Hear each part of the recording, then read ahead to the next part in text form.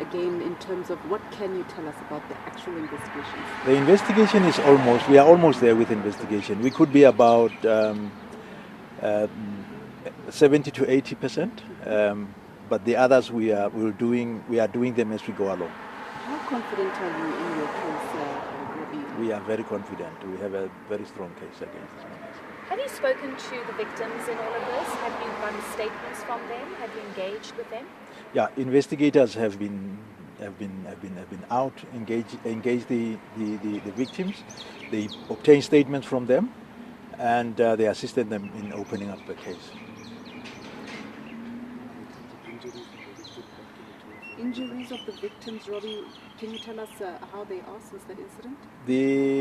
As far as we know, the injuries are healing, and there are just two of them that had very serious injuries. But I understand from the investigators that have had conversations with them in the past few days, they are saying they are coming okay.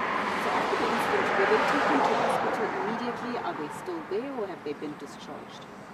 No. I think when our investigators went to see them, some of them were still at the hospital.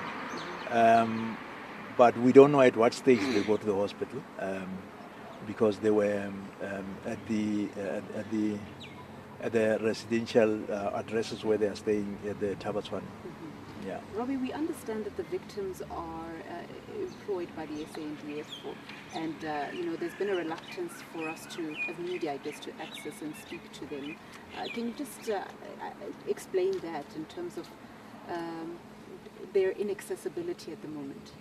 Yes, it's because they are being trained. You know, military is a very strict place, so you don't just access anyone that is inside there. So you have to do it through the authorities that they can give you access to them. Sorry, I just have a question in terms of the 8 that have been arrested now. We do understand that they have been suspended. Can you just confirm if indeed they have been suspended and whether or not it's with pay?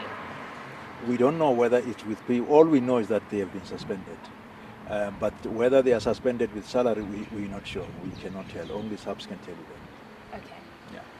Okay, fantastic. Thank you so much for your time, Robbie. We do appreciate it. We done now? Yes. Thank you. We can release you now. Thank you for your time. That is ICAD spokesperson Robbie, just giving us clarity in terms of the fact that all 8 have been processed and arrested here at the Sandton police station.